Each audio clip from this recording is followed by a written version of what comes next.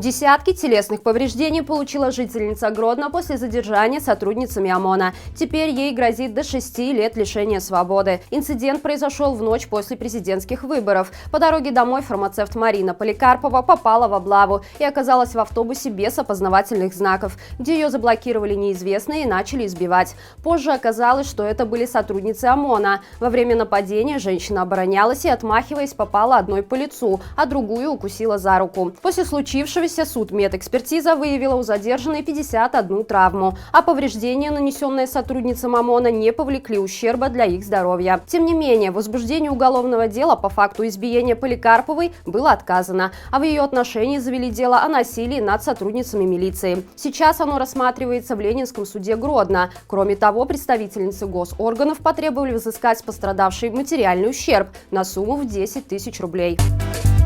Международный олимпийский комитет объявил о санкциях в отношении НОК Беларуси. Под запрет на участие во всех мероприятиях МОК попало все руководство Национального олимпийского комитета, включая Александра Лукашенко, его старшего сына Виктора, а также предполагаемого соучастника убийства Романа Бондаренко Дмитрия Баскова. Нет справедливости в мире.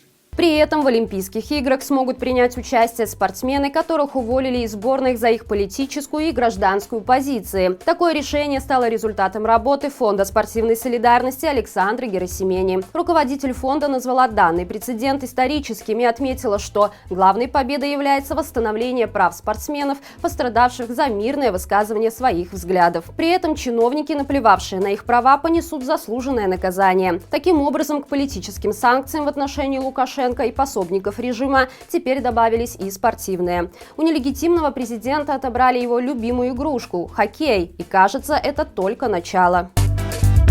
100 тысяч евро выделит шведский институт для студентов из Беларуси, которые были отчислены по политическим причинам. Теперь они смогут бесплатно продолжить обучение в Вильнюсе. Для этого Европейский гуманитарный университет запустил чрезвычайный фонд поддержки. Аналогичный фонд работал в ЕГУ для студентов, исключенных из белорусских вузов после событий площади 2010 года. Студенты смогут обратиться в университет для перевода на одну из выбранных программ и бесплатного обучения по модели либерального образования. Также помощь будет оказана и уволенным за высказывание своей гражданской позиции преподавателям. Им предлагается связаться в индивидуальном порядке с департаментом ЕГУ для согласования возможностей по проведению совместных исследований на основании научной стажировки. Напомним, что ранее ЕГУ базировался в Минске и стал первым белорусским университетом, созданным по западной модели образования. Однако в результате попыток белорусских властей подорвать академические свободы, ЕГУ был вынужден прекратить свою деятельность в Беларуси. С 2005 года университет находится в изгнании в Вильнюсе. Лукашенко продолжает свои гастроли по ковидным больницам Беларуси. На этот раз он приехал в Столбцы, где сделал сразу несколько громких заявлений. В частности, побывав в реанимации для больных коронавирусом, нелегитимный рассказал врачам, что обстановка с пандемией в стране абсолютно контролируемая. Вместе с тем диктатор похвалил медиков за их политическую устойчивость, намекнув на события этой весны, когда местные власти тщательно скрывали наличие распространяющейся в регионе эпидемии. По традиции Лукашенко пообещал провести реконструкцию Столбцовской ЦРБ, но только если медики не сбегут в Польшу. Затронул нелегитимную тему о грядущей конституционной реформе. Экс-президент заявил о намерении создать новый орган, на который возложат все свои обязательства. Примечательно, что подобную рокировку бывший президент уже делал в 1996 году, когда разогнал Верховный Совет и создал альтернативный парламент.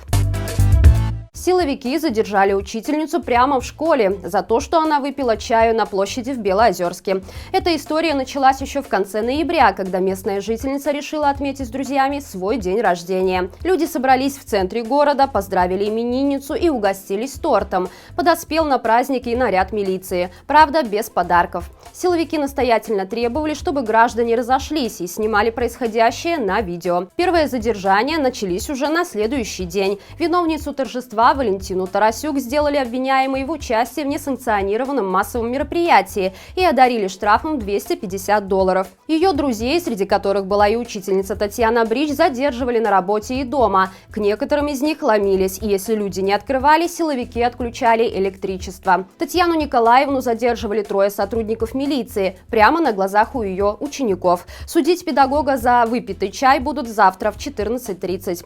Ученики Татьяны Брич решили поддержать любимую любимую учительницу и устроили флешмоб солидарности в социальных сетях, выражая слова благодарности за справедливость, честность и смелость.